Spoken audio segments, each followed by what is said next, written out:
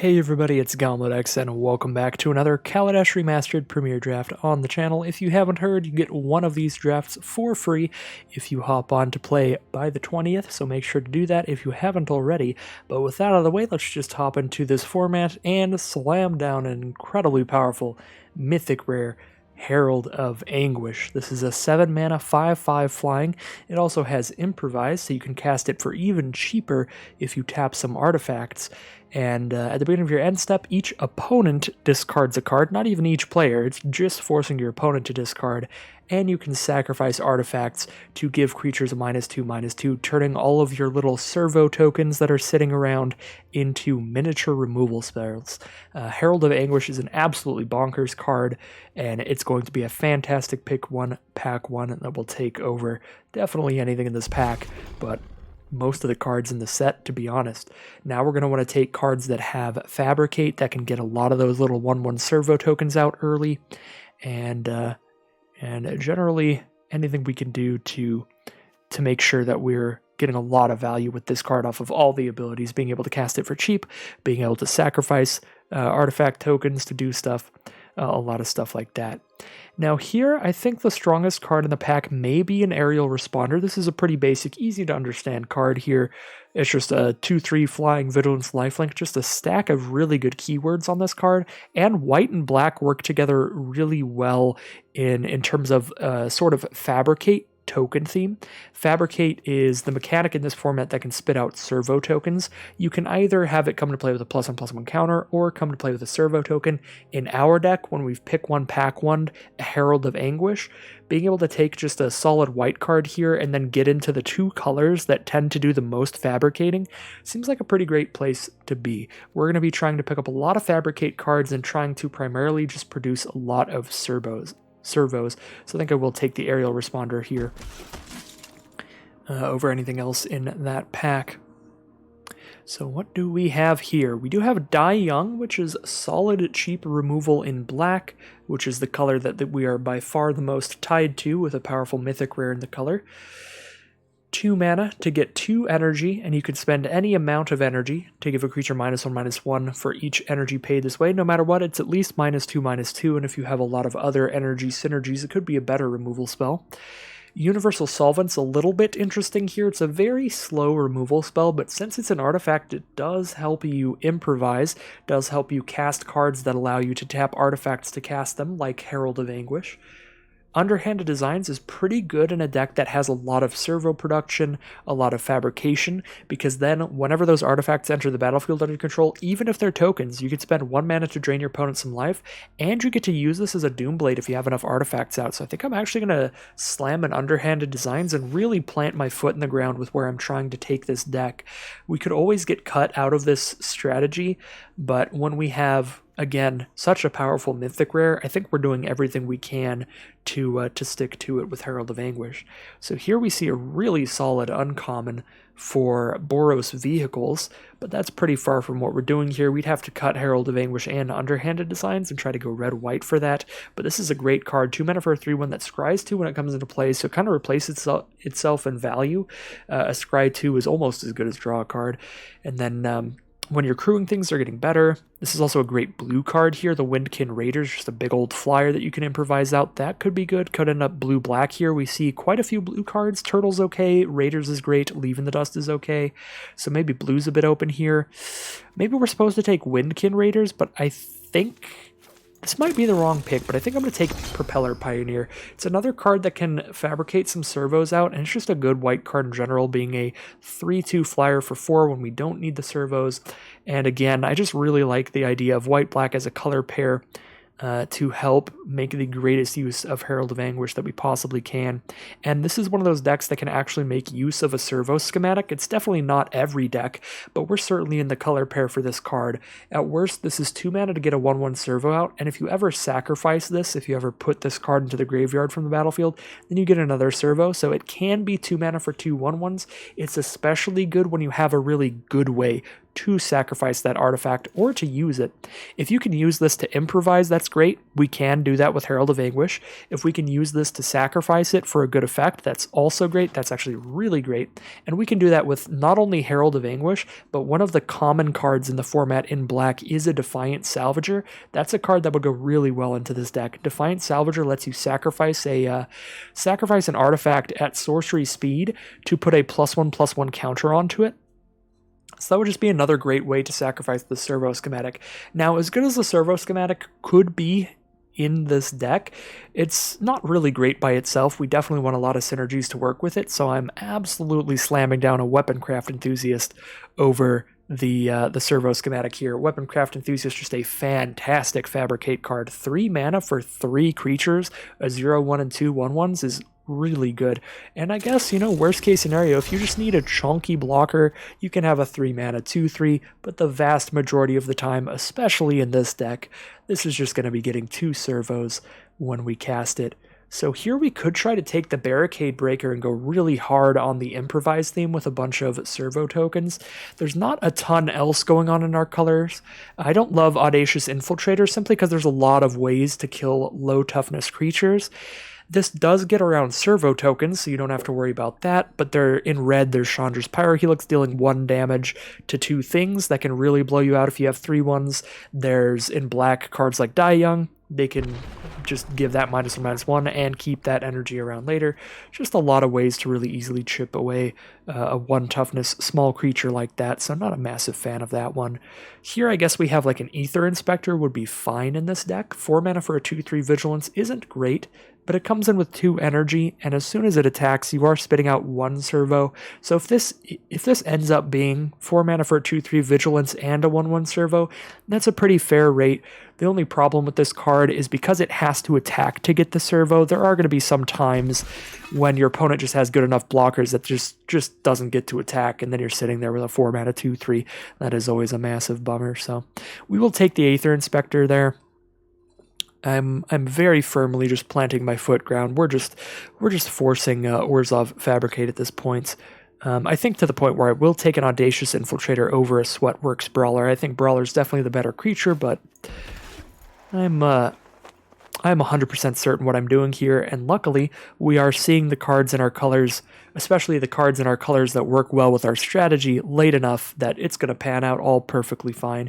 We have a Glint Sleeve Artisan here relatively late, 3 mana for a 3/3 or 3 mana for a 2/2 and a 1/1 servo, the second of which is what we're going to be doing the vast majority of the time in this deck, but either way, a really solid rate for the card.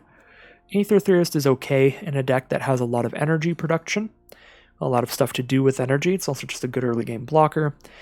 And then there's like a Wild Wanderer, which is fun in the rampy green decks. I guess I'll just take a Wild Wanderer, but I am very, very unlikely to play either. Fortuitous Find is actually a really great card late game. So you can't really treat this as a 3 mana draw spell. It's more like a 5-6 mana draw spell. But picking up your best artifact and creature from your grave can be a really big swing in card advantage. It's like moderately better than a draw 2 because it's 3 mana to draw 2 cards that you know are good. We do need to have enough artifacts in there to consistently pick up an artifact and creature when we cast it. But regardless, pretty happy to get that late in the pack because it's likely we'll try to run it. So out of this pack, I don't think we're going to go with the rare here. As fun as Scrap Trawler can be, for little combo shenanigans where whenever your artifacts are dying, you can return cheaper artifacts to your hand. I think it's pretty inconsistent, and we only have 1 cheap artifact in the deck right now, just a servo schematic, so don't have a ton to combo with that, whereas Vengeful Rebel is not particularly hard to combo with. We don't really need to have a good sacrifice outlet out, like a Defiant Salvager, although we will try to draft those pretty highly because we didn't see a single one in the first pack, and it's going to combo well with a lot of what we're doing. Even if we don't have a good sacrifice outlet out, we can just trade in, send our 3/1 Audacious Infiltrator in to have it trade with one of their 2/2s that blocks it or whatever, and trigger Revolt pretty easily. And if we do trigger Revolt, Vengeful Rebel is an absurd card. 3 mana for a 3/2 that also gives something -3/-3 when you play it is just a really good deal.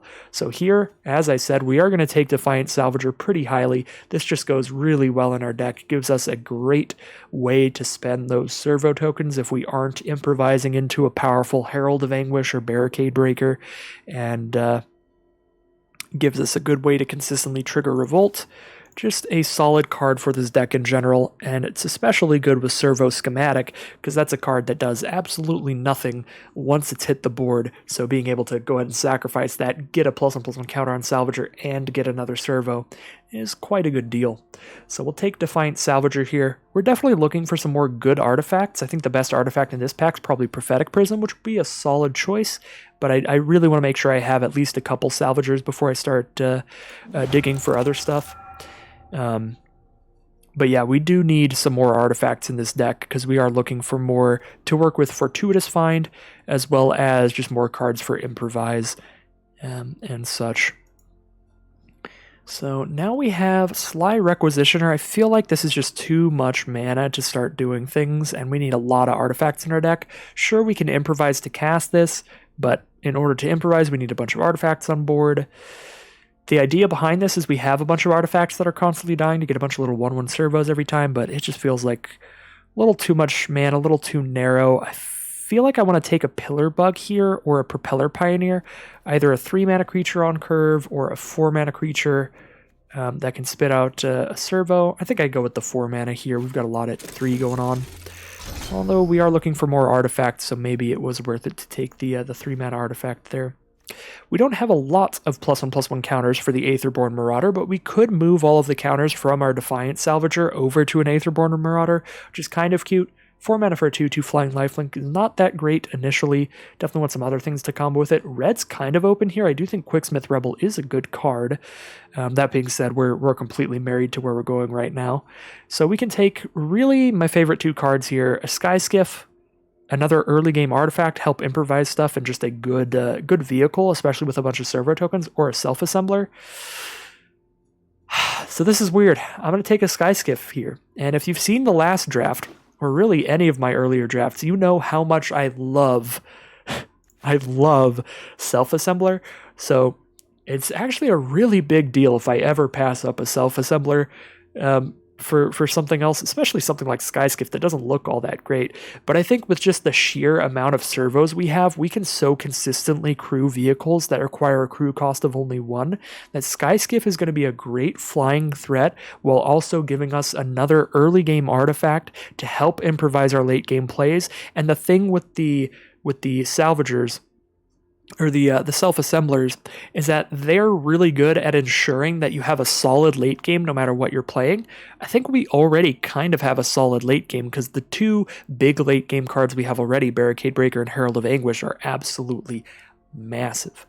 So we should be able to get just 1 or 2 more random late game cards and still have that all held out. So Night Market Aeronaut Revolt shouldn't be super hard to trigger here, so just getting another flyer could be solid. An Aether Poisoner can be solid. A little Death Toucher that'll block really annoyingly, as well as attack in well. We don't have a lot going on at 2 mana, and I don't like our 2 mana creatures so far, so I think I'm taking an Aether Poison here. I don't want to take another Barricade Breaker. I've already got 1, and if I take more late game cards, hopefully they're going to be a little more interesting, a little more unique than that here. I suppose I'll take a Mind Rot here, but I'm not likely to play it. Just not the kind of card that I tend to play a lot. Mind Rot is really good in the right position and really bad in the wrong position. It's a terrible top deck, but it's an incredible card when your opponent has, 5 mana on board and 2 cards in hand, and then you just make them discard their 2 6-drops. It's just too high variance for me. Well, we see a self-assembler pick 8, and I'm taking it over a Conviction or an Eager Construct. Conviction can be good for triggering Revolt consistently by just returning this to your hand, and Eager Construct can be good. Gives us another 2-drop on curve, and it's an artifact, which we want more of, but if I see self-assemblers pick 8, maybe we're in the kind of draft pod where I can get self-assemblers super late in the pack, and I'd be very happy to do so if I can. Here's that Night Market Aeronaut. Again, Revolt shouldn't be massively hard for us to trigger, and if we do trigger Revolt, 4 mana for 3/3 flyers, quite a good deal. I, again, don't really like making my opponents discard a card super often, so I'm not a massive fan of Implement of Malice. I'll probably just go with a Workshop Assistant over it. This can die and pick up a better artifact from our graveyard when it does so. It's also a good artifact to sacrifice to cards like Defiant Salvager, because we get a nice trigger when we do. We have Maulfist Squad for a nice little menace creature, or Pilgerbug for another artifact that can get lifelink. Kind of like the Pilgerbug here. Maybe I'm undervaluing that Maulfist Squad, but I do like the Pilgerbug. Just random lifelink is always fun. Wow, red is wide open. Welding Spark's one of the best red removal cards in the whole set. At common, still in the pack with 2 cards left in it. Although the green card in that pack was also quite good. So we're definitely not in the most open colors, but we're in the funnest colors. So here's an unfortunate pick. As much as I'd love to slam down a Self-Assembler, because I'm absolutely in love with the card, I'm probably going to slam down a Dawnfeather Eagle. We have a lot of Fabricate going on in this deck, and with a lot of Fabricate, Dawnfeather Eagle is a fantastic 5-drop. When your board is really wide, it doesn't really matter how big the creatures are, even if they're just 1/1s. All of a sudden, slamming down a Dawnfeather Eagle so you can attack with a bunch of Vigilant 2/2 servos and whatever else you have on board is such a huge swing that it can often win the game by chipping in some damage there and then leaving behind a nice big evasive threat, a 3/3 flyer after that. So Dawnfeather Eagle, fantastic here. I am going to take it over Self-Assembler, but hopefully that Self-Assembler wheels, because Self-Assembler, if I have at least 2 copies of it, I'll play it, but Self-Assembler by itself is just not going to work out. Well, if we were in red, we would be having an absolute field day here, because Skyship Stalker is a fantastic rare. 4 mana for a 3/3 flyer with Fire Breathing or First Strike or Haste for 1 red mana each, which is absolutely bonkers. But we can take a Cogworker's Puzzle Knot. That's going to make a lot of sense in this deck, and it's going to work quite well. 2 mana for a 1/1, then 2 mana sack it, get another 1/1. Pretty solid. It's actually probably a little worse than Servo Schematic in our deck, because we do have ways to sacrifice the Schematic, but all in all, still okay. I think we're doing good on 4-drops, so I don't want another Propeller Pioneer, because I already have 2 of them, as well as a Night Market Aeronaut and some other stuff. So I'd rather take another 2-drop little Servo Producer there. And we don't have a ton of removal in this deck, so being able to pick up a Skywhaler shot seems like a pretty good deal. This can only kill large creatures, but that's most of what you want to spend your removal on anyway, and this is instant speed, and it lets you scry when you cast it. Skywhaler shot, just a super solid card for pretty much any limited format. I'll slam it down here.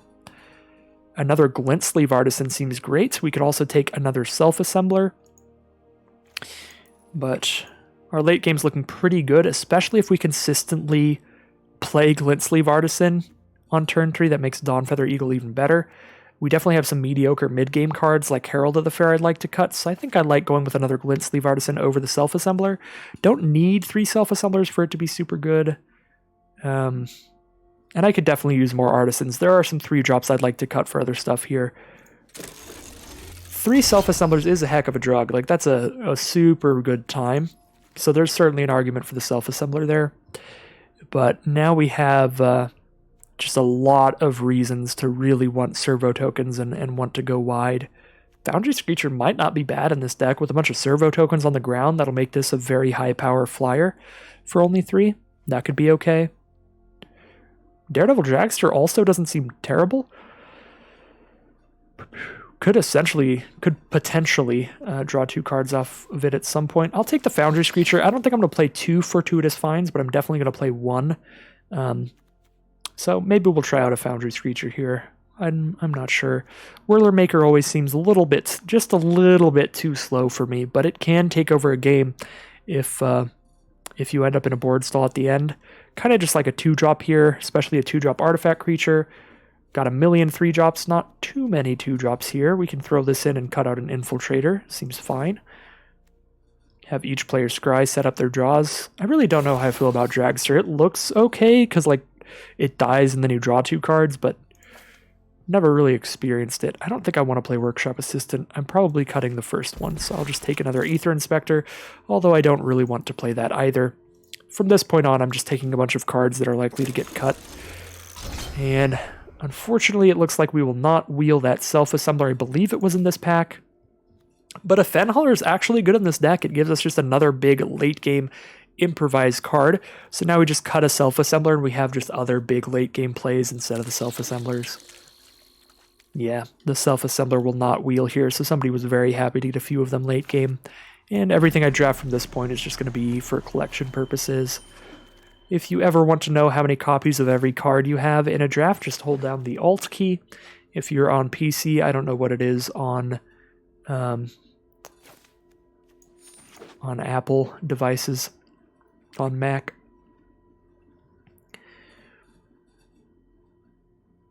So this deck seems sweet. Very excited to go with the white-black token deck here.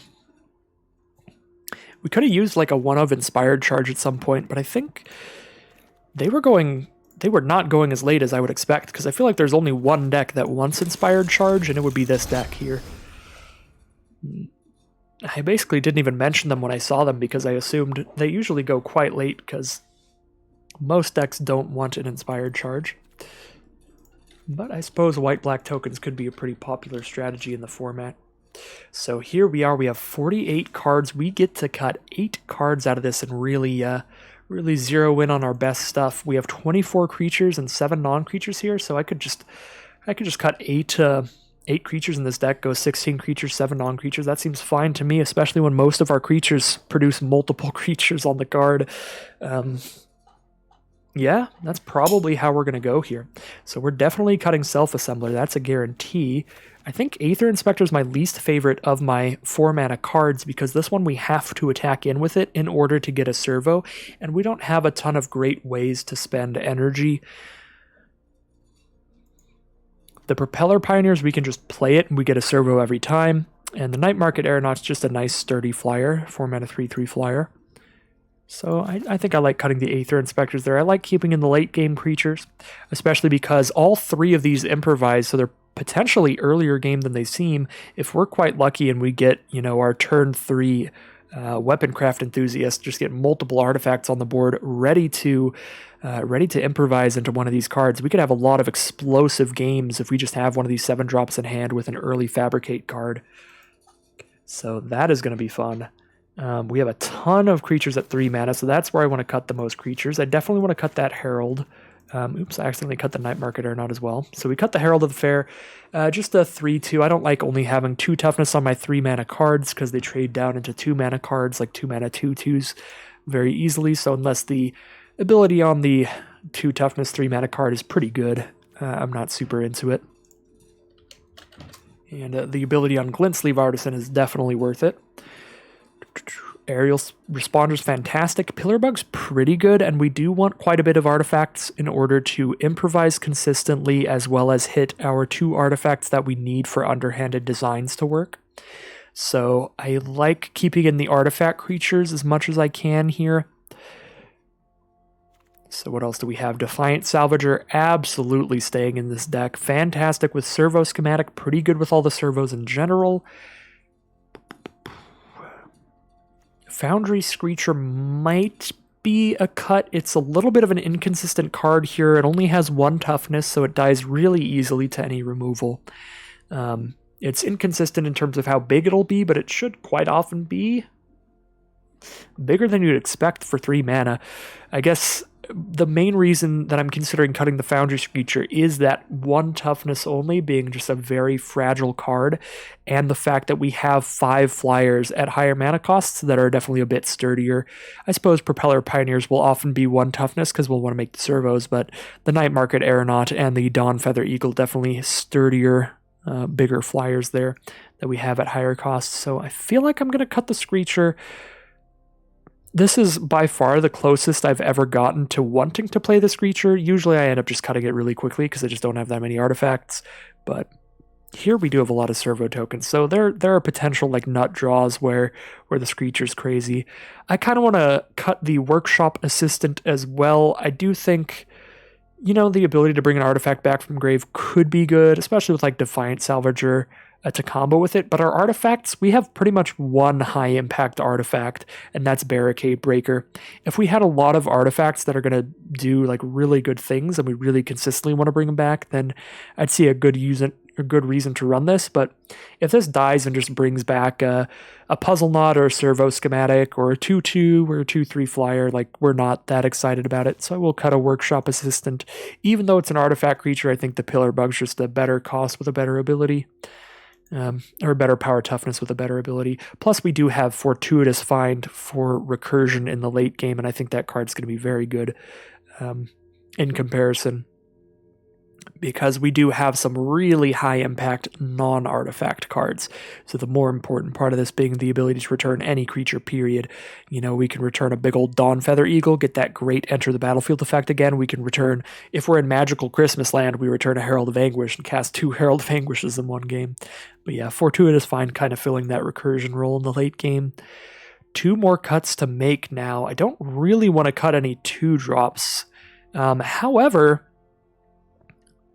we do need to consider that both Cogworker's Puzzle Knot and Servo Schematic are 2-mana creatures, so even if I cut one of my 2-mana creatures, I still have 4 left behind for blocking early game stuff, so I kind of want to take out the Audacious Infiltrator. Again, I'm just not high on 1 toughness creatures.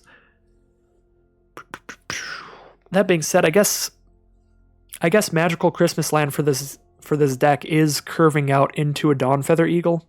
And we do want as many 2-mana creatures as possible, so that we actually do curve out 2-drop, 3-drop, 4-drop. And we're going down to only 4 2-mana cards if I cut Audacious Infiltrator, because Skyskiff doesn't really count as a 2-mana creature, and Underhanded Designs is just straight up, it's just a removal spell, it's not a creature.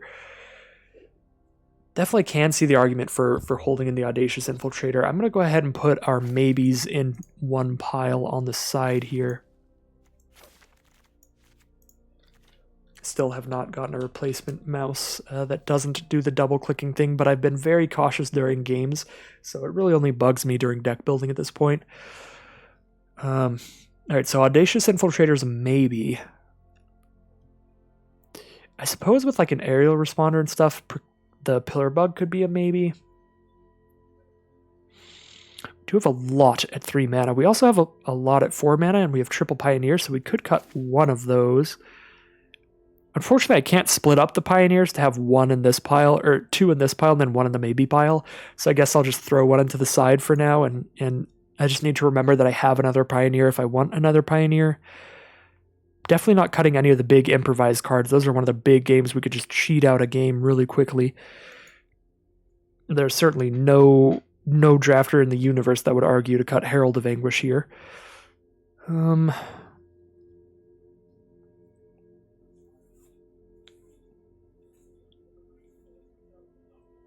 Yeah, I mean, I think cut 1 Propeller Pioneer, cut 1 Audacious Infiltrator seems fine to me. And then we run the deck like that. A lot at 3 mana, but other than that, I think the deck looks real solid. Yeah, I'm going to cut an Infiltrator and a Propeller Pioneer there, and go ahead and get the flavorful Kaladesh lands all activated. We just got to find those big old Hour of Devastation lands and then go a little bit farther. And there we go.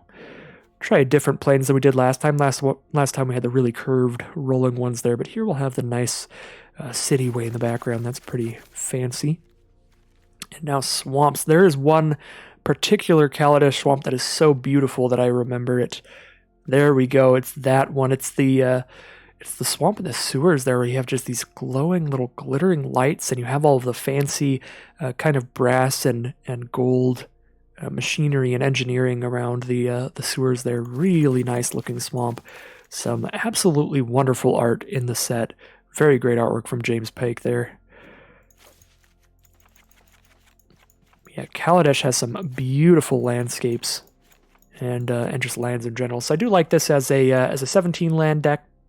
There would be an argument for it being an 18 land deck if all of these cards didn't have improvised, but they all have improvised, so I think it's highly, highly unlikely we ever cast any of these for the full 7 mana. The vast majority of the time, we should at least be able to play them on turn 5 for 5 mana, because we've got quite a bit of servos. We have just random vehicles that'll be sitting there, random puzzle knots that might be sitting there. All right, so here is our second draft deck of the Return to Kaladesh Remastered.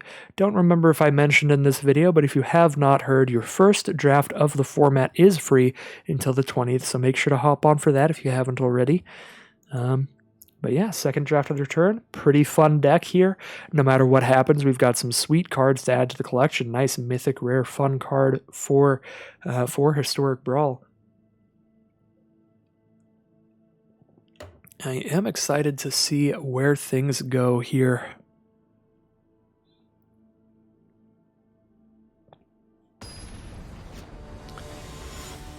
All right, and game one here we are against a diamond player. Did end up against multiple mythic players by the end of the last draft, so I am always a little antsy, a little nervous about that. I feel like this has got to be a mulligan. You know, when we hit 4 mana, we're doing something regardless of what lands we draw. But if we don't draw a swamp very quickly here, we're doing nothing for a long time.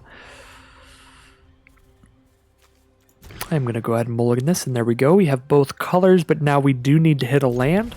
I think this hand is a little bit better than the last one, especially since we do have redundancy in our 4-drops to Propeller Pioneers. I only really want one of those, so if we draw well here, just by hitting a land, particularly a plains. If we draw plains, then this hand I think is better than the last one.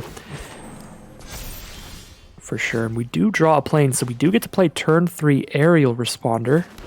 If I get to play turn 3 Aerial Responder, I feel like I play Servo Schematic over Skyskiff here, although the servos aren't going to attack or block anytime soon against a 2-3, so I guess I go with the Skyskiff. That way, whenever I play the servos with the cards like Servo Schematic, I can just immediately crew the Skyskiff and get it off the ground running. I forgot to name this deck, so my apologies there. Couple 2-3s from our opponent, another Seed Sculptor, great card, just a 2-mana 2-3 period. That's all the text you need for that to just be a really good rate. We are going to slam down an Aerial Responder turn 3 here, and we're hoping for no removal from our opponent, but with red in their veins, I'd expect Chandra's Revolution for 4 damage to the Responder potentially here. Yeah, if they want to use a combat trick to kill our Skyskiff, I guess I'm all for it. Definitely not going to let our Aerial Responder die to a combat trick here. So we'll block a Seed Sculptor just to stop 2 damage. And worst case scenario, trade off the Skyskiff for a Pyro Helix or something.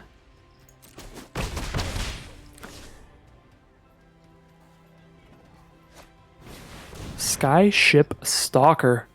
Well, our Skyskiff is running scared now. That is a 3-3 flyer that can get first strike, +1/+0, haste.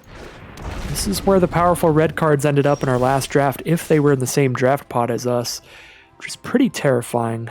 I'm a little bit interested in casting Underhanded Designs here, but I suppose if I draw another land, I can just cast it next turn and immediately activate it, which might be better. Can I play anything that blocks a Seed Sculptor well? Yeah, I suppose I could just play a 2-3 here, and then I have 2 artifacts out, so if I draw land, I guess I'd have to draw Swamp. If I draw Swamp, I just go... I just go Swamp and then Underhanded Designs, blow up the Stalker. There's an argument for playing Underhanded Designs first, because then I can blow up the Skyship Stalker even if I draw Plains next turn, but either way I have to draw land next turn in order to blow up the Skyship Stalker, because I can't play Underhanded Designs and an artifact on this board currently. I think I just play the Pillar Bug, and that way I can stop everything on the ground, and I'm just taking that flying damage there. And we are, fingers crossed, hoping for the black source. But if we draw no land at all, then it wouldn't have mattered if we cast Underhanded Designs this turn, because we still wouldn't blow up the Skyship Stalker. We'd only have 1 artifact on the board, so we'd have to spend the 2 mana playing another artifact this turn rather than the 2 mana to destroy the Skyship Stalker. Alright, so I'm not gonna... Yeah, no, you just can't make good blocks on this card, because they can buff it. They can make it like a 4-power first striker, just kill my Skyskiff, and then it survives. So even if I crew the Sky Skiff and double block, they can just win the combat very easily with all those red abilities. So Skyship Stalker just going to be too much to handle with combat here. Even if I play Propeller Pioneer, a triple block is going to blow up in my face as well. There's no way to clear this off the board the traditional way. We need removal here. So they only spend the 1 for Fire Breathing. The rest of the mana is going to go into a Decoction module, getting an energy whenever a creature enters the battlefield, and spending 4 mana to bounce a creature. So they can like recast their Seed Sculptors and start putting more and more counters on the Stalker, but they only have 4 mana right now, so that would be very expensive for them. Unfortunately, we did hit the 4th land for the underhanded design, so had we played it last turn, we could kill the Skyship Stalker right now. That being said, because they attacked here, they don't have a block for our lifelinking aerial responder, so we're not getting hit that badly here because we get to gain some life back.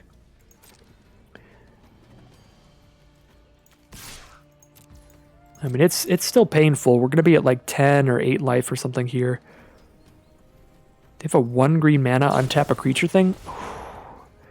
That is absolutely brutal. That is one of the roughest things about coming back to a draft format, or when you're new to a draft format, is you're not going to know those little tricks to play around that don't come up particularly often.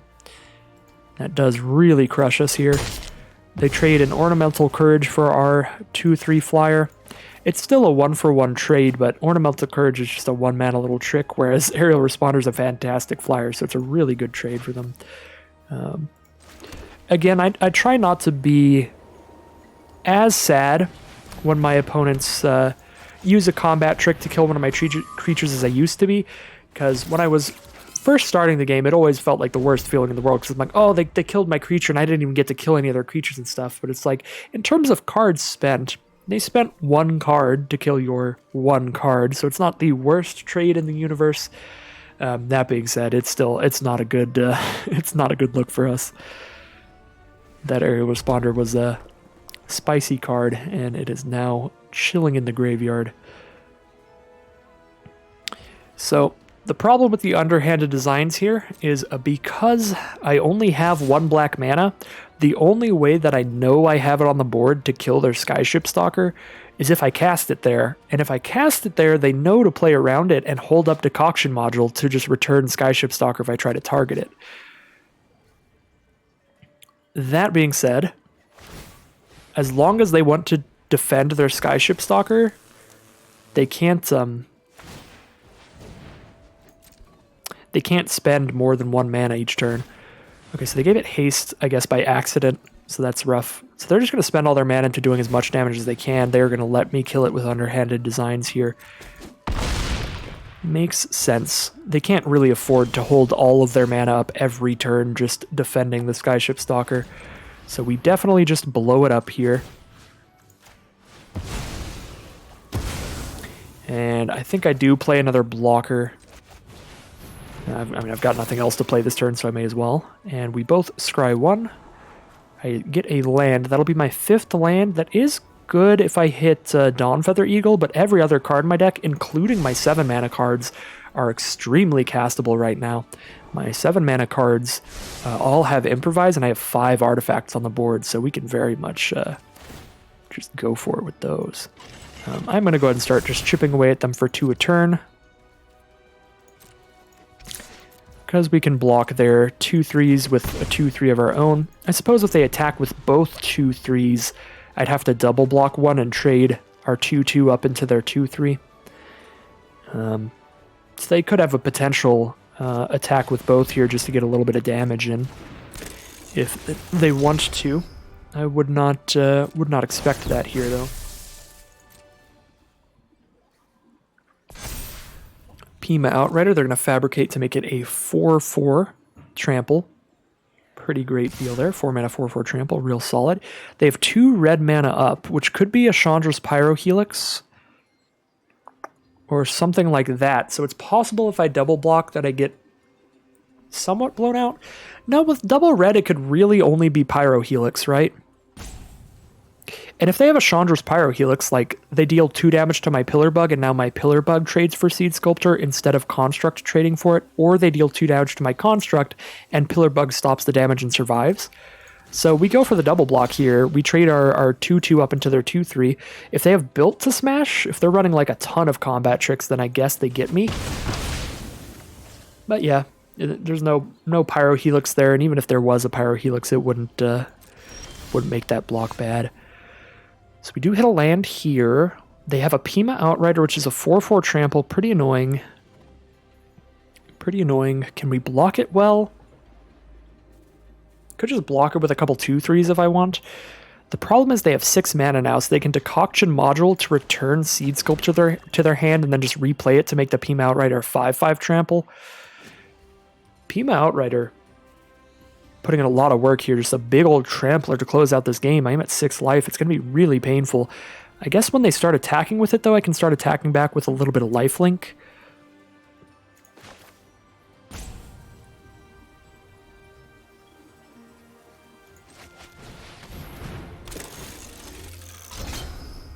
So let's get some servos here. And I do have 1, 2, 3, 4, 5. I have 5 power here, so even if they put another counter on Outrider...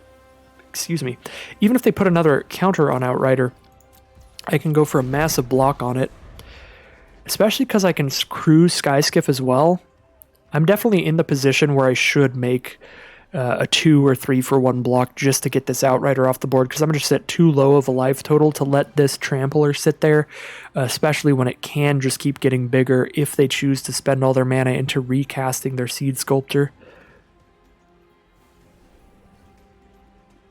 Just need to do everything we can to clear it out, and to that point I'm not even going to oh no, this is some kind of trick. Anyways, I was going to say, to that point I'm not even going to attack with the Skyskiff because I'd rather be able to block with it here. Well, I mean, if they have a trick here, I'm kind of dead regardless, because they have a big Trampler out. So if they have a trick, they can just do extra damage with the Trampler and absolutely kill me. So I feel like I have to just go for my best on-board blocks, which is going to be to kill the 4-4 Trampler and just gain life off the Seed Sculptor, I think. Leave our lifelinker around, but we can lose the flyer here just in order to get rid of their Trampler. And they only kill 2 of the 3 things blocking the Outrider. They kill Skiff and a 1-1. And if they want to, they could Decoction Module to save it, but if they don't have a trick here, then this all goes fine for me. If they have a trick, again, I don't really think it matters what I do. I think we pretty much lose either way. Alright, I will attempt to get the lifelink here to gain 2 life in this interaction. Alright, no trick. That's a great start for us. Get rid of that Trampler. Oh, it's just a second one. Alright, another 4-4 Trampler then. We have enough power to trade with that one as well, especially with a Propeller Pioneer. So what do I want to do here? We need 4 power to block that one. 5 power if they go for the Seed Sculptor recast. Propeller Pioneer is going to be 3 power, whether or not I play it as a 3-2 or split it up. So I think I just split it up again. I guess they could have like Pyrohelix and stuff, so it might be better to just put the counter on it. Yeah, I'll put the counter on it here, but this is a position where I'm almost definitely just immediately blocking with the Pioneer to trade with the Outrider if they go for an attack again. I just let our flyer die to kill the Trampler. It's just more important in this board state. We're never going to have the time to keep tapping one of our creatures down to damage them here, because we're so far in the defensive, I think, that I would just rather trade the flyer and then the lifelinker. Another Seed Sculptor. Oh boy. So that just immediately makes the Outrider a 5-5. They don't even have the Decoction Module to do it. I think our opponent has the game in the bag. If they don't attack this turn, they just hold off to keep doing Decoction Module things. So I would certainly hope that they just go for the attack here. Because if they just wait and just keep recasting Seed Sculptors, don't attack till Outrider's like a 6-6, then I don't think there's much I can do unless I top deck removal. Alright, so here, yeah, they're tapped out. Well, not tapped out, but they have no cards in hand. I'm absolutely just going for the trade here so I can get rid of their Trampler. If they keep making like one of the Seed Sculptors really big, sure, I can't ever kill it, but I can always chump block a creature. If it's, you know, a 10/10, if it doesn't have Trample, I'll be fine. So just killing a Trampler here is so important. So we go for the triple block to kill it. We do end up taking 1 damage here from Trample, but that's fine. All we want to do is kill this thing and just hold on to our lifelinking Pillar Bug. We don't have any choice but to hold on to the Pillar Bug here now that it has 5 toughness. We need to send 5 damage its way. We don't have a way to do that without blocking with Pioneer anyway. And it's better to have them trade for the couple servos than the 2/3 lifelinker here. So yeah, this is our best block. Basically our only block at this point. But that was the plan even before they changed things by getting another Seed Sculptor out there. Alright, so we will pass turn here. We don't have a good attack. They can double block and kill Pillar Bug, and that's pretty terrible for us. We're not going to have good blocks either. We need to draw well here. Fortuitous Find would be pretty good. We do have Artifacts Engraved. We can slam down an Eager Construct and a lifelinking Aerial Responder. That can be pretty good. Obviously, our big cards, our big 7-mana cards are all pretty good draws here.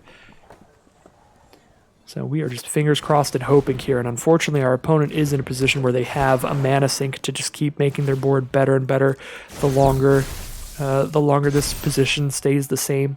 So they are well set to win a top deck war here, like we're in.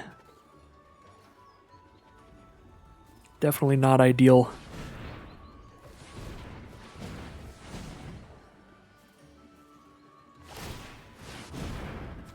Bounce the Seed Sculptor, recast it. The first one's now a 4/5. I think we just take it here. We go down to 3, because then they only have a 1/2 to block with, and I can attack in with my Pillar Bug. They don't block it, and I gain 2 life. And then I just chump block the Seed Sculptor next turn with my 0/1.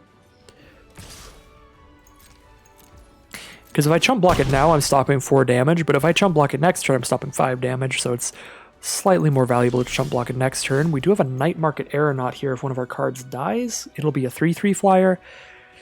We don't have any way to do that without losing a ton of value. It is definitely better to chump block with an Enthusiast and stop 5 damage than it is to just chump attack with it. Especially because they might just not even block because it's dealing 0 damage. Yeah, we just attack with Pillar Bug here, gain some life, and then play a 2/2 flyer. If nothing else, this flyer gives us another chump block, which is definitely good.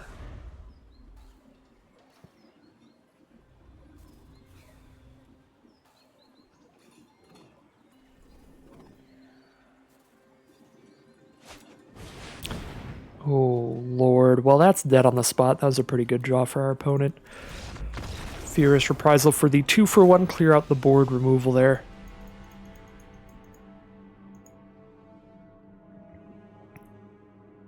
Rough game there, definitely showing off the Decoction module.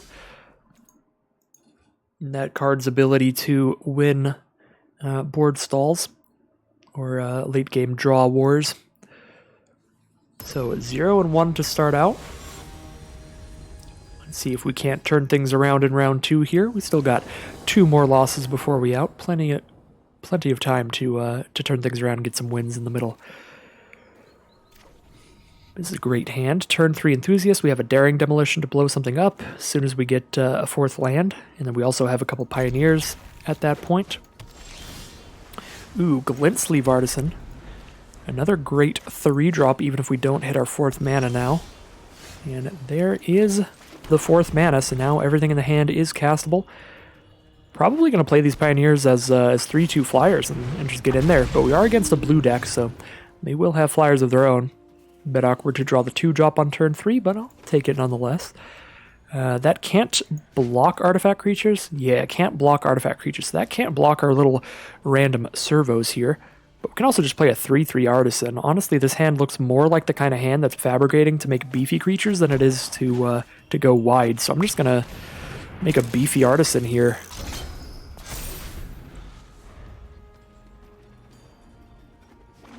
You know, as soon as we need to go wide, we have the Weaponcraft Enthusiast to do it. And, you know, a 2/3 is not very impressive, so there's almost no situations where you want to just play a 2/3 Enthusiast. Oh dear.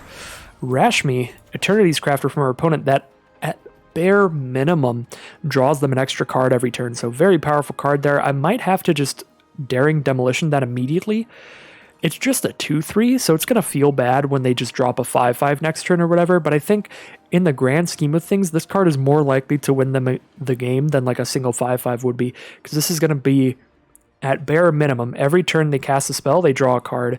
So they draw 2 cards per turn, just kind of an insurmountable amount of card advantage, card draw.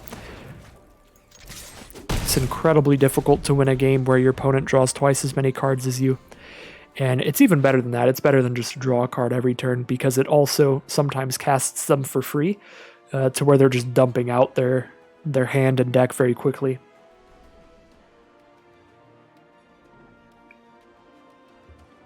So I think we just have to kill that Rashmi before it draws them a single card.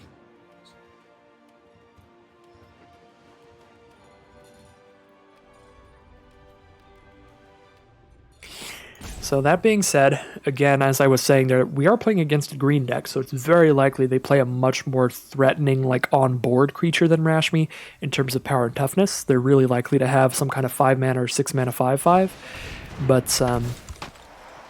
but again, just have to deal with Rashmi before she draws anything. Looks like no big creature yet, just a 3/2 Rogue Refiner, but Rogue Refiner is a fantastic card. A 3-mana 3/2 that draws a card when you play it, so draws a card, immediately replaces itself, and then trades off with a 3/3 or something like Glint Sleeve Artisan, but they do have the ice over it to deal with the Glint Sleeve Artisan anyway. I do feel I'm pretty stuck on the defensive here. Do I just play a Skyskiff then? Skyskiff can block Hinterland Drake all day long, and I can play a Death Touching Poisoner as well. Seems like a pretty good defensive play. Then I'm all set to block everything. Whereas, like, if I just play a Propeller Pioneer, I guess I can block Hinterland Drake and trade with it, but Rogue Refiner is going to get in here. Yeah, I mean, Poisoner plus Skyskiff seems pretty good to me. And if they want to stay... If they want to stay aggressive here, now they have to spend like some form of removal on another really weak creature, which makes it more likely our cards like Barricade Breaker can just get in unstopped later in the game. It's kind of like just getting a couple of the smaller cards out here. Like if they attack both here, then I think I just trade my Death Toucher into Rogue Refiner. If they don't attack with Rogue Refiner, then we can just crew the Skiff, block the flyer, call it a day. I guess I could trade the Skiff for the Rogue Refiner, and they're a green deck, so that might be better. Yeah, let's actually just activate our Sky Skiff no matter what happens here, because we have 2 more flyers in our hand, so we don't need the flying vehicle. So no matter what happens here, we're activating Sky Skiff, and then the question is just whether or not we trade Sky Skiff for Refiner, or just block the Hinterland Drake. Alright, well, we'll try to trade the Sky Skiff for Refiner here. Because... yeah, the big thing that convinced me to do this is the fact that, yeah, they're playing green. They're just going to have a 5/5 or a 6/6 at some point in the game. They're going to have something much bigger to trade the Aether Poisoner for. So Aether Poisoner is actually a really relevant blocker late game. They're going to ice over the Aether Poisoner even. So yeah, that 100% confirms it. That Aether Poisoner is an important blocker against their potential future plays. So an Overchased Dragster, there's one of those cards. We'll get to see it in action here, so we'll see how good it is for our opponent. It actually is really good on this board, I think. Because I'm not going to have 4 power to block it with, so they just crew it, slam for 4, I take 4, crew it, slam for 4, I take 4, and they draw 2 cards. It seems like an exceptional deal overall, this game. Probably should be taking these Dragsters more highly than I had. I do here. I mean, I guess I don't have a great play here. I think our best might just be to get a big Pioneer that can trade with their Drake, but now they just start crewing the Dragster instead. But I have no way to play something that can trade with the Dragster. I suppose I could have played like a Weaponcraft Enthusiast. You know, that might be better. This might, in the grand scheme of things, be the worst play. It might be a miniature punt here. Because if I play Weaponcraft Enthusiast and fabricate a couple servos, then I can chump block Dragster with a 0/1 or just take 4. And then I have 2 servos out, which means 2 servos plus 4 lands. I'm only 1 mana away from Barricade Breaker if I play 2 servos. However, the fact that they just played a second Drake means it's pretty good I get to actually trade off with a creature here instead of just taking 6 or chump blocking. So we would have drawn the 5th land, so I don't know which actually ended up being better, but I'm happy to have killed that Hinterland Drake. I would have also been happy to just play a Barricade Breaker this turn. So, I mean, either way, we've got gas. What are the odds that they play another creature to crew the Dragster with? It's pretty high. I mean, they're green-blue. They play any creature with at least 2 power, and they're crewing the Dragster, and then the Hinterland Drake's coming in. The Dragster's going to die after it attacks here, so I don't need to block it particularly well. I guess the ability to play a 7/5 next turn is pretty big. So maybe now I do pop the Enthusiast out. But if I pop the Enthusiast out here, if they play another creature, I take 2 in the sky this turn, I take 2 in the sky next turn, because this turn I play Enthusiast, next turn I play Breaker. Neither of those turns I'm blocking with anything in the sky. I'm actually just going to go with a Pioneer again, and make sure I can trade off with this Hinterland Drake if they play another creature again to crew the Dragster. Just keep the flyers out of here because our deck has a lot of servos, so we'll have a lot of chump blockers for their leader creatures on the ground, and the Dragster is going to kill itself here, so it's not going to be attacking me forever. We are unstoppable. Somebody just followed the channel. I'm not live right now, but I do still get alerts, which is always a little weird. But it doesn't pop up on screen for me, so I don't know who. I don't know who followed, but thank you, whoever that was, who followed the Twitch channel. I will probably be streaming some Kaladesh at some point. But I am focusing on recording videos right now for the YouTube folks. I've got a Windkin Raiders. Well, that's a big bummer. But at least now I guess my 3/2 flyer trades up into a 4/3 instead of just into a 2/3. So that's pretty cool. The blocking creatures don't matter here, so I don't need to leave a black mana up to give this lifelink, so I can just cast both of these cards. But we may be getting absolutely shredded in the skies here. Definitely happy to have the few flyers that I do. Things are not looking up for us here. We're already down to 8, and we're likely to take more damage.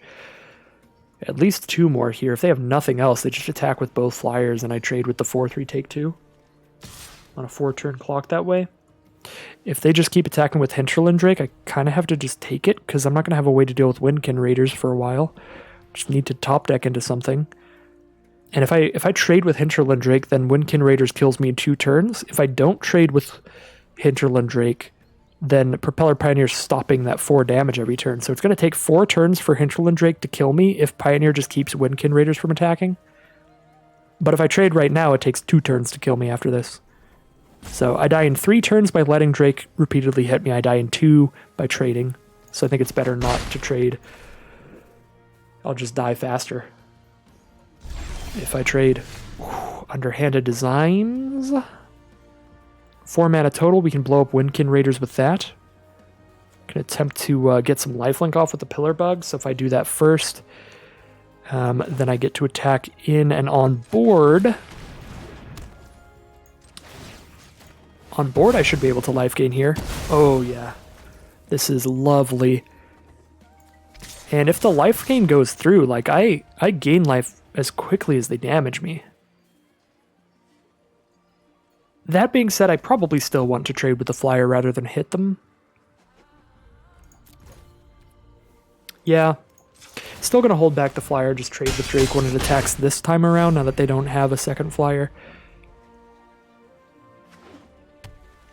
Land for opponent. 4 cards in hand here. There are quite a few double green cards in the set, so they might be a little bit mana screwed.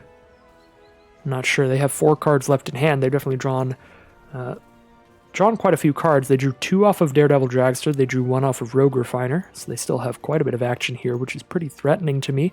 But they're down to 13 life, and I'm back up to 8 thanks to our Pillar Bug. That lifelink constantly coming in clutch. That's why I think this Pillar Bug is a little bit better than it looks. It looks very, very filler.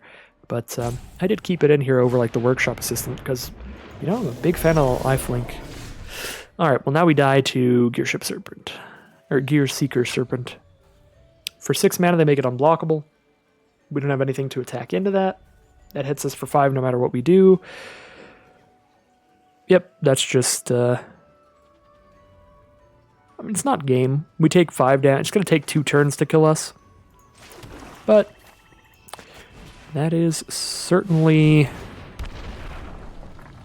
the game in 2 turns. And now we just don't have attacks. So they hit us for 5 now. We go down to 3 life. Even if I attack and gain life with Pillar Bug, I'll be at 5 and die to another attack from the Serpent.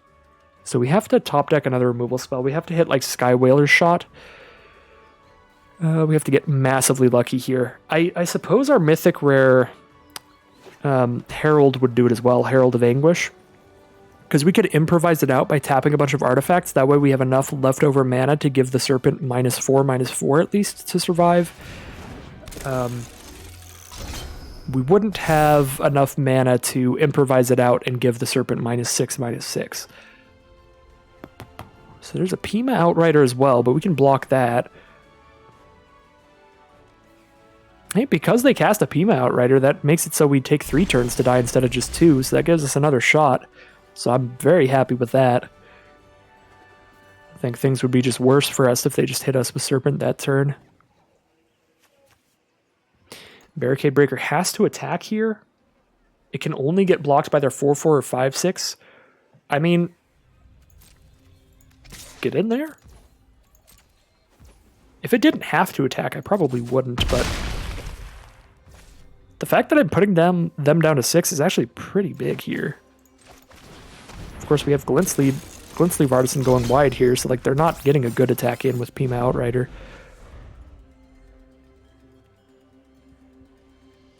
Like, if they blow up our flyer and make Serpent unblockable, we still survive. But we don't crack back for lethal. We just force a chump block with Barricade Breaker. And they're down to 6 now, so we're starting to get to where a lot of cards are outs here. You know, Sky Whaler Shot, Dawnfeather Eagle, a lot of cards. Herald of Anguish. A lot of cards are at least close to turning things around for us now. Instead of just like the one. Sky Whaler Shot was basically the only one earlier. Because even Herald, I think, wouldn't be just like enough mana to deal with their stuff. Alright, so Gearseeker Serpent unblockable, gonna hit us down to 3 life. They have to block Barricade Breaker with Pima Outrider or they die. Correct? If they don't play a creature here, do I just have lethal? Please don't play a creature. Ice over. Oh. Triple ice over, the fantastic removal from our opponent here. Keeping everything locked down. If they didn't have the ice over here, we might have had lethal because they have to block there or they die.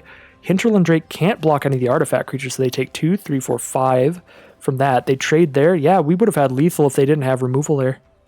That would have been really sick. Vengeful Rebel is interesting, but not enough. We don't have any way to sacrifice a permanent here to trigger Vengeful Rebel's ability before combat. We die to Gearseeker Serpent attacking us back, so we have to kill them right now or we're dead, and Vengeful Rebel isn't going to kill them, it isn't going to kill Gearseeker Serpent, that's just game. We can send a message by whittling down their board a little bit, but all they have to do is use Gearseeker Serpent's ability next turn and we're dead. So if we had any of our sack outlets, I guess we only got 1 Defiant Salvager that whole draft, which was kind of insane because I picked up the only one I saw, I think. Yeah, we put him to 1 life here. Really close game at the end. Unfortunate. We also get to kill the Pima Outrider, but we don't get to kill the Gearseeker Serpent. So just too much. Yeah, this deck could really use more sacrifice outlets, but I feel like I did what I could on that front. Took a Defiant Salvager real early. So 0-2 to start off this draft, but what a massively close game that one was. Really could have gone either way at the end. Way closer than I ever imagined it being there. We'll see how things go in round 3 here. I'm certainly hoping for the comeback. It's always an absolutely horrible deal to spend 1,500 gems and get 100 back, so 0-3ing is about the worst feeling available on the entire client of Magic Arena. So I'm going to do everything I can to prevent that. We have drawn our Defiant Salvager this game with a Vengeful Rebel, potentially turn 3. We've got some of our sick Revolt going on here. We do have an Underhanded Designs as well. Could get that out early enough to actually drain some life from our opponents rather than strictly use it as a removal spell. So our opponent's on red-white. Tends to be aggressive with a lot of vehicles. At 3 mana here. We'll see what they play. They definitely have options they're thinking here. Quicksmith Genius is the decision. Whenever an artifact enters the battlefield under their control, they can discard a card to draw a card. So they can set up all of their future draws here. We will go ahead and send in the Death Toucher because I do think that the Quicksmith Genius is a good trade for us here, because it is going to just keep them fueled throughout the game. So I'm going to play a Defiant Salvager here. That way we can consistently trigger Revolt. Next turn I can sacrifice this Servo token and then cast a Vengeful Rebel, so I can just kill the Quicksmith Genius next turn if I want to. And there's a Salivating Gremlins from our opponent, which is a 2/3. It does attack in well, because when artifacts come to play, it gets +2/+0 trample, but we look to be on the aggressive here. We do have a Herald of Anguish coming up. That would incentivize us to keep our artifacts around, but I really like the potential we have just getting aggressive here, getting that Quicksmith Genius off the board. Could also sacrifice that and then Revolt with a Night Market Aeronaut to make that a 3/3 flyer. I think that is worse though. Yeah, I really like clearing out a blocker, making a 3/3 attacker, and putting another 3/2 on the board. And this way they can't even block the Defiant Salvager well. And I'll take a trade for a Death Toucher if they want to take that trade, because it keeps the rest of my board coming in and hitting them. So they are down to 15 now. We do hit them quite well there. See what they have turn 5. They did miss the 4th land drop here. So another reason I'm pretty happy to get rid of the Quicksmith Genius, keep them from having any form of draw engine here. And there is an Inventor's Goggles they can throw on that Gremlins to make it a pretty good blocker here, but a Death Toucher can keep getting in for at least 1 damage every turn. I would be very surprised if they choose to attack here, but I'd also be very happy. Alright, I'll take 5 all day long so I can crack back for 7. We now have a Dawn Feather Eagle as soon as I hit 1 more mana, and that is going to be absolutely fantastic. Very likely to be a game-ending card here. So this might be a little bit of a contentious decision here. I'm not certain. I'm not certain what's right here. It's a bit nebulous. We could sacrifice the Aether Poisoner to make our Salvager a 4/4, and then we play Aeronaut as a 3/3 flyer. Or we could not do that and just play a 2/2 flyer. That way we still have a Death Toucher on board. I think that it's better to have a higher power flyer, especially when my opponent's at only 8 life here. So I am going to go ahead and get the Revolt off. And if we do hit that 5th mana for Dawn Feather Eagle next turn, we've got a massive turn ahead of us. We'll see what our opponent has. Have not seen the 4th mana yet. Welding Sparks to kill the flyer. They take 7 damage if they attack in, so that is no attack in this turn. We do draw the 5th mana for Dawn Feather Eagle. We have no artifact engraved, so I don't really want to Fortuitous Find yet, but we're in such an aggressive position, it could be the correct play pretty soon. even without an artifact to pick up. But this turn, we're definitely playing Dawn Feather Eagle. Lets us slam in for a fantastic attack this turn. If I attack both, they go to 3 and kill my Vengeful Rebel. So Dawn Feather Eagle would be lethal in the sky, so there's an argument for attacking both here. Let's see, I mean, they have 3 mana, so if I attack both, Gremlins kills Rebel. We have lethal in the sky. If they just Welding Spark the Flyer, I still have a 5/5 to attack them with next turn, or 4/4, I guess. Could be the play. It really could be. But also just clearing out 1 blocker when they only have 3 mana up. Just clearing out 1 blocker also probably leads to lethal next turn, and they don't even block. So yeah, either way, I put them to 3 life, so I mean, it ended up being strictly better not to attack with Rebel, because if I attacked both, they just kill Rebel for free. And if they were going to take the damage anyway, might as well save the Rebel.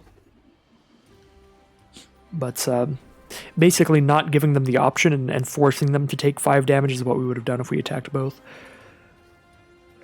Like, we forced them to be dead to Dawn Feather Eagle. I mean, I guess there's a very, very low chance that if I attacked with both, they'd choose to chump block Defiant Salvager and then just take 4 from that thing so that they're not dead to Dawn Feather Eagle, but I highly doubt that's a universe that's ever happening. Anyways, that is going to be too much for our opponent. They were a bit stuck on mana there and just had a great aggressive start. So 1 and 2 it will be. We are not going to 0-3 this draft at the very least, so I'm very happy about that. And yeah, that was just great work from Defiant Salvager. I do really wish I had some more copies of that. I think I've been saying that a few times now.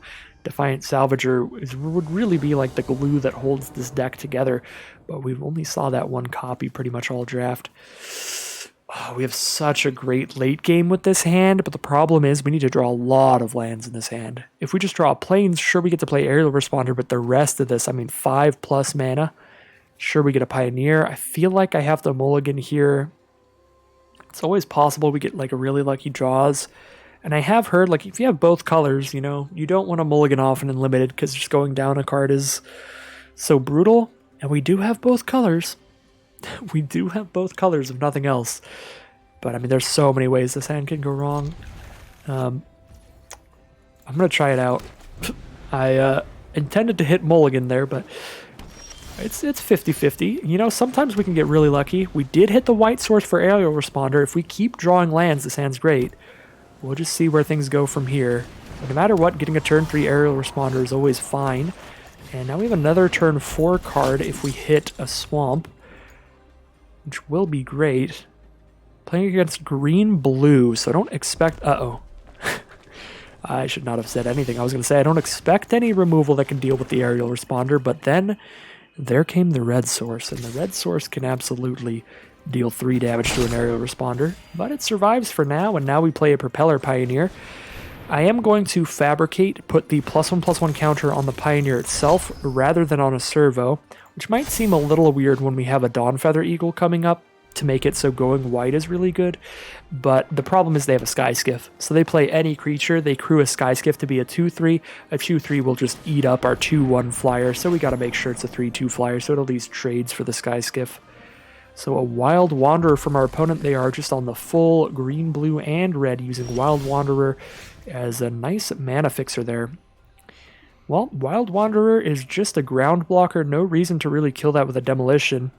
I think I'll just go for a Puzzle Knot here for a couple 1/1s, and we get to send in the attack in the sky. They can trade Sky Skiff for the Pioneer, which is probably well, it's definitely a good trade, because it is a vehicle, so it does require tapping things to stay around. It looks like they'd rather just consistently stop 2 damage every turn, I guess, and keep as many creatures around as possible. I would rather Puzzle Knot than Daring Demolition here. Daring Demolitioning the Sky Skiff is an option to keep their board clear of flyers, but we have 2 really powerful Improvise cards in hand, so getting a couple artifacts on board seems really good to me. So they do have an Ice Over to keep the Pioneer tapped, which explains the Sky Skiff block that they went for there. Now they have a Greenbelt Rampager, not super scared about that. It's just a 3/4 eventually, and for now they just get an energy here and there.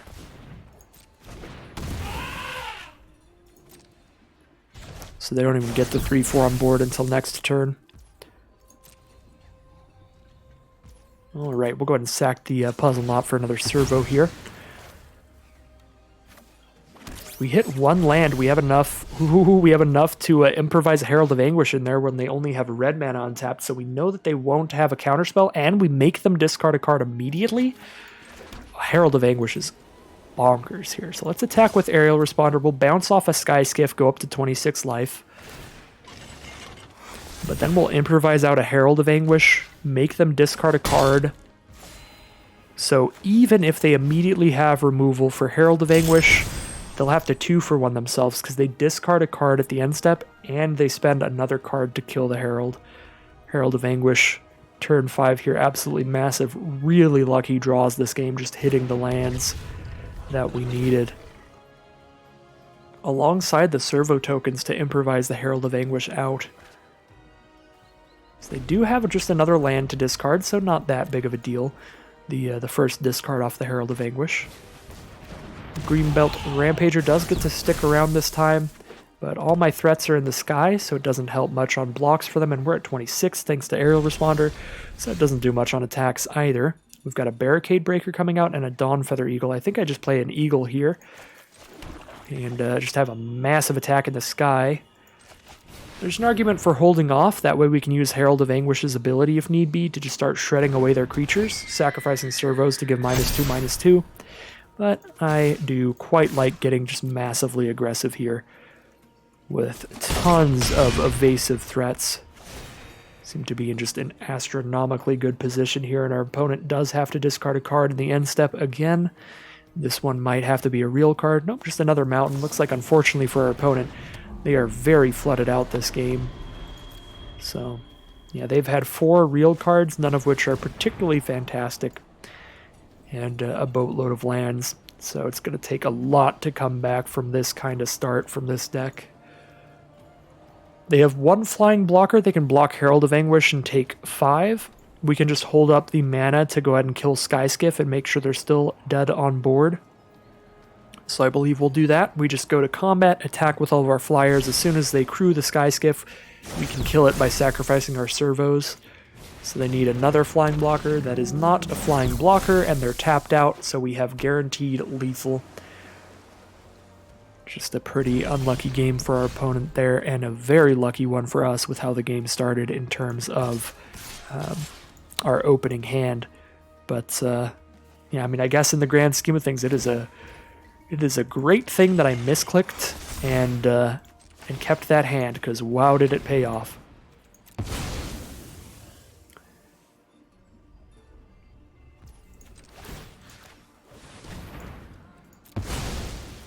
That will lead us to 2-2 now.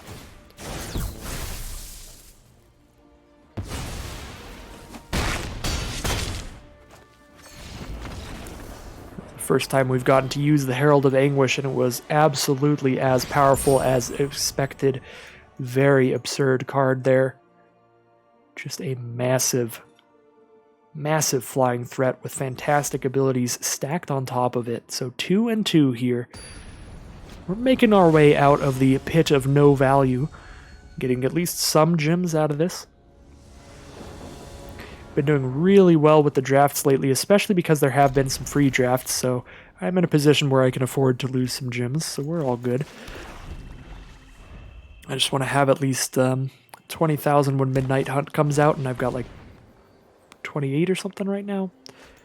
It's been pretty good. And this is a pretty great curve. We do have the MVP of the deck, Defiant Salvager, at the ready here. With a servo token to sacrifice if we use the Poisoner's effect. You know, I'll trade my Death Toucher into a ramp creature here. In order to keep them off of their big plays in the early game. So we will attack with the Poisoner. I'm happy either way this goes. Like, if I trade with Druid of the Cowl, then I keep them off of playing their big creatures, because I keep them off of the ramp a little bit.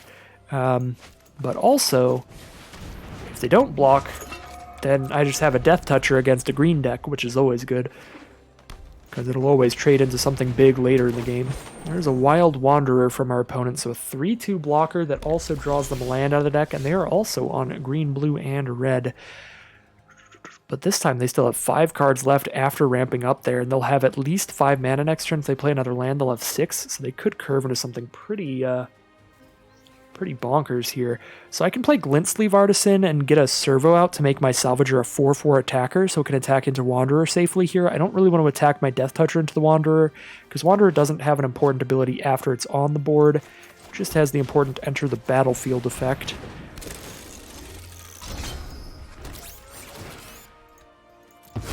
So I would rather have the Poisoner to kill some kind of big creature they play later in the game here. So we're going to stack up all of the counters that would have fabricated onto this individual creature onto the Defiant Salvager instead. Have a big enough threat to attack in there, and hopefully for the rest of this game, but in a green deck, you never know. They can play some real big stuff. And there's a Whirler Virtuoso, fantastic card. We've seen that card absolutely crush us before in a blue-red kind of combo deck in our first draft. We do have a Daring Demolition to go ahead and just kill it immediately, but again, I'm against a green deck. That being said, they're also blue and red, both colors which have a lot of energy they could get to make a bunch of little 1/1s. Attacking them with a 4/4 is really hard now. They just have a lot of good blockers. We can make them attacking in really difficult as well. We can just play Skyskiff and Pillarbug and hold out for blockers. I kind of like that. The Whirler Virtuoso is already going to make them 1/1 flyer no matter what. I suppose the only way that this goes really poorly for us is if next turn they just play something that gives them like a million energy, because then Whirler Virtuoso is just doing a boatload of work. But I'm hoping they don't have that much of an energy theme, and that they just have some big powerful creatures coming up to blow up with Demolition. Unfortunately though, they are heavy on that energy theme. They are the 3 colors that do it the most, so more energy for the Whirler Virtuoso, more Thopters. They get at least 1 more Thopter out of it. And here's an Armorcraft Judge. That's just a 3/3. Not a massive deal. I feel so bad to blow up a Whirler Virtuoso, especially when we have a 2/3 flyer, so I'm still not convinced that I have to do it here, but I mean, every energy card they play is going to be at least, 3 energy. That's another Thopter. But like, if I kill a Whirler Virtuoso, like, the board stays unaffected. All it's doing is making 1/1s that just get blocked by a Skyskiff. I really hate this all around. Because I don't like any of our options. Neither option is good. If I blow up a Whirler Virtuoso, I just have no cards in hand, so I'm just sitting here staring at my opponent while they keep scrying forever. But the alternative is to just do that and also watch them make Thopters forever. I don't know. I really like having the Daring Demolition back up in case something just really disastrous happens. Like, they're going to get an absurd value out of their energy, whether or not they have a Whirler Virtuoso. They can just use it to... Oh my god. They can just use it to keep scrying every single turn so that they win the top deck war. I think we just need to draw really well here. We need to draw like some of the best cards in our deck and then just keep Daring Demolition to have a way to clear out any kind of blockers they'd have that would be like good enough to beat a Herald of Anguish or something like that. Just gotta get real lucky here, basically. Because we are playing against another...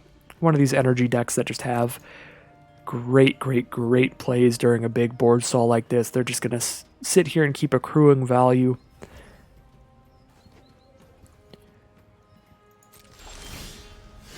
Well, there we go. Can't be blocked by artifact creatures, at least. Can't be blocked by any of those Thopters, so we clear out a little bit of their board, but not enough to make a big dent. Still our best play here, and I would rather improvise it with the Pillarbug than the Skyskiff. So we're going to tap that. Oh my god. I hate this game. Why would you... Auto-tapper. I figured all I'd have to do is tap the Pillarbug and then be like, okay, all the lands the Pillarbug. Makes sense. But no, it just really wants to tap our Skyskiff. Because the auto tapper was suggesting before I chose to tap Pillar Bug that I was going to tap Skyskiff and all the lands.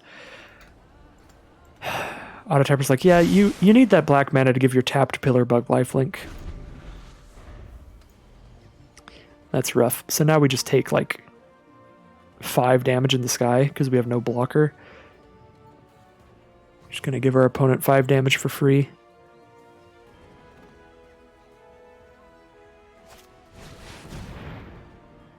Oh lord. Alright, well. Yeah, our opponent's deck is one of the very synergistic combo decks that's just going to slam us. I cannot overstate how irritating it is to see these Thopters attacking me because of Arena's auto tapper. The Hinterland Drake could be attacking me all game long, but it would just bounce off the Skyskiff. Glint Sleeve Artisan.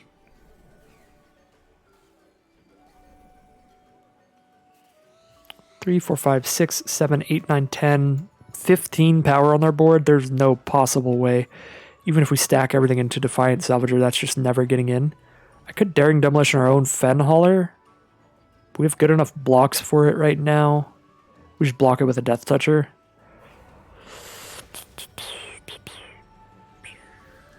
Yeah, don't Daring Demolition that. They are finally out of energy for now, but they do get to scry again, so possibly hit some more.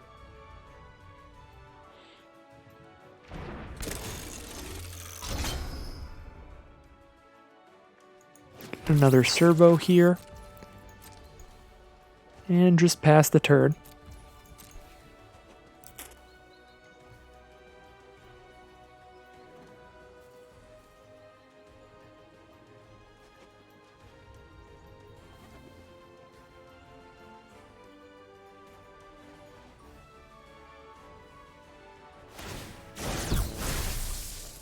Alright, the final energy has been spent on a scry.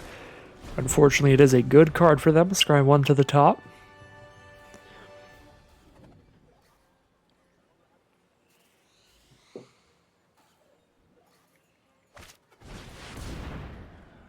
Hunt the weak to kill our Defiant Salvager and make the Fen Hauler 6/6, but Fen Hauler still just trades for Aether Poisoner, so that doesn't matter so much. Basically just the removal spell for our Defiant Salvager, so now they have potential attacks on the ground. I don't think they have good attacks on the ground still. I actually think we're fine here. Yeah, I can just double block a 3/3 with 2 2/2s. They only kill 1 2/2, so I go up in value there. I guess if I do that, I don't have a 2/2 to block the 3/2. But I'll just take that damage here, because this is a great trade. 2/2 for 3/3. It's worth the 3 damage. I don't want to lose my Pillar Bug when I don't have to. So you enjoy that card. Fortuitous Find. Ooh. Pick up a Defiant Salvager, but that's it right now. Alright, well, Fortuitous Find actually not so good quite yet. Now I wish that I did trade with my Pillar Bug. But now we'll just be more open to doing that in the future, trading with one of our artifact creatures. Another land for our opponent. So I mean, they're out of consistent ways to use their energy. Like they're out of things to do now. So now we're kind of both in the board stall. I do think my opponent's definitely in the better position. They've got more stuff on the board, and their top decks are likely better than mine because anything with energy is a pretty active draw. But I don't feel absolutely abysmal like I did a little bit ago. I feel like I have a moderate chance of success here if we draw well. I really want them to attack here because I just want to lose my Pillar Bug. I don't even care what for, like I'd chump block at this point for Fortuitous Find just to gain some life, but no attacks here. Vengeful Rebel is the play. Chump attack with the Pillar Bug, that way I can Vengeful Rebel and also Fortuitous Find the Pillar Bug back. Vengeful Rebel kills the Hinterland Drake or Whirler Virtuoso. All of that is pretty great.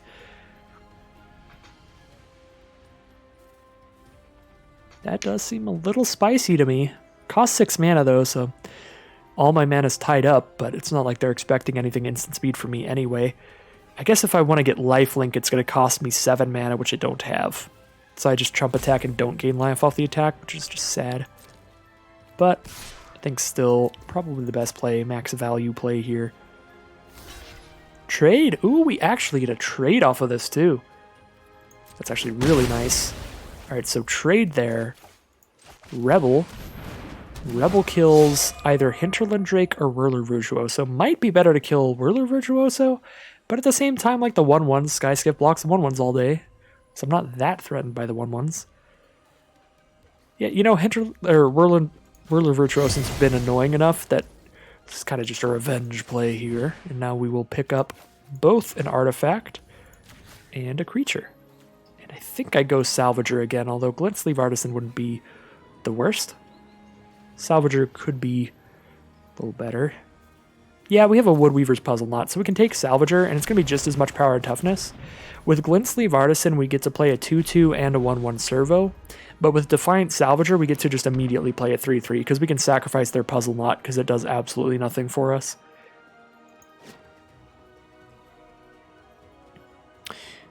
Again, we're still just, oh my god. The opponent's deck has some of the really sick energy payoffs. Confiscation Coup is a very powerful card. Just a mind control for an artifact or a creature, and they're going to take our Skyskiff here and just start slamming us with flyers every turn, so we're pretty dead if we don't hit the Herald, or I guess a 3/3 flyer wouldn't be bad. Dawnfeather Eagle would be good. But we're pretty dead if we don't hit flyers pretty much immediately. Because, yeah, 4, 5, 6 damage a turn. Night Market Aeronaut's a start. I really wish I had 7 mana. If I had 7 mana, then I could play Salvager, sacrifice Puzzle Knot, play Aeronaut, so that I play it as a 3/3 flyer. It does seem really important to play it as a 3/3 flyer here. But the problem is they know how badly I want to trigger Revolt now, so they're just going to not block if I send in pretty much anything here. They can just go not block, that's fine. Take 1 to 3 damage. So do I just play Salvager and Pillarbug? If I do that, I take 1, 2, 3, 4, 5, 6, 7. I just die. I'm going to have to play this Night Market Aeronaut as a 2/2 flyer and just accept that. Yeah, I mean, they're just not going to block, period. Wow, that's so rough. I guess I don't die if I Daring Demolition, so I could also Daring Demolition to kill the Hinterland Drake. I could block everything on the ground, go block, block, block. Take 5. I guess I don't die. I take 1, 2, 3, 4, 5, 6, because I take... Oh wait, no, I do die, because they can crew with a Theorist. They don't have to crew with a Thopter. Yeah, I die if I don't kill something or play a flyer right now. So I guess I'd rather kill...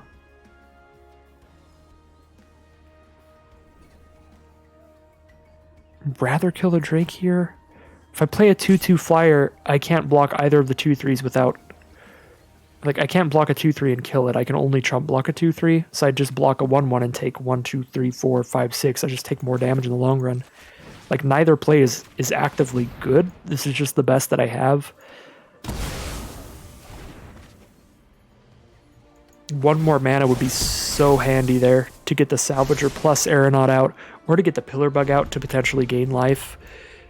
You know, because then we go Salvager Aeronaut or we go Pillarbug Demolition. Either of those plays are just dramatically better. So there's a Long Tusk Cub. For 2 energy, they can get counters on it, and when it deals combat damage, they get more energy. Not super threatening here. That's pretty okay. We get hit for 5 in the sky, now down to 2, so even if we play a flyer, we're dead in the sky now.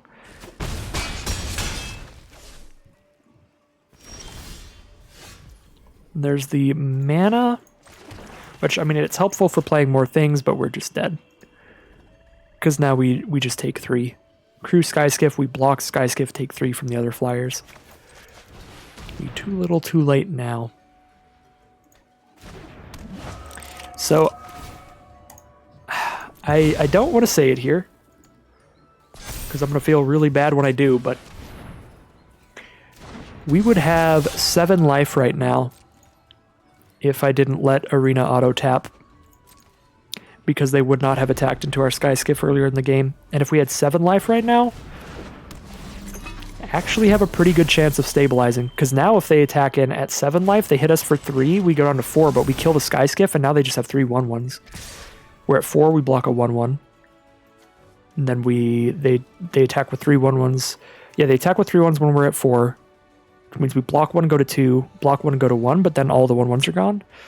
Like, we have a chance at stabilizing. I guess it's not a good chance, but we could have won this game instead of just getting slammed down here with the moderatest chance. So that is a big bummer to end today's draft, but you certainly can't win them all. And we definitely got to pay a little more attention. Don't let Arena take those W's from us. Probably a loss either way, but our hopes and dreams of stabilizing would have had a couple more turns to potentially come to fruition had we tapped things ourselves. So that is going to end that draft. Unfortunately, even at 2 wins, wow. It's been a long time since I haven't gone like 4-3 or better, so I just forgot how big of a blowout it is to get under 3 wins in a Premier Draft. Even at 2 wins, you get 250 gems in a couple packs. So that feels bad, but you can't win them all. And it was definitely fun to play the games regardless. Has been a pretty fun format. Nice to see all of the cool energy shenanigans going around. I do think our deck was pretty sweet. I think that was a pretty good deck. I think I just did not operate it as well as I could have. I think that's the kind of deck that maybe in another world could have been a nice, 5-3 would be the average I would give it, but Magic is a variance-based game, and I didn't play perfectly, so that's a deck that, depending on how the coins toss, can go anywhere between a 2-3 and a 7-3, or a 7-2, so I'll take that 2-3. Can't win them all. That is going to be the end of today's draft. If you have enjoyed the draft video and you want to see more, you can like, comment, and subscribe to let the YouTube algorithm know.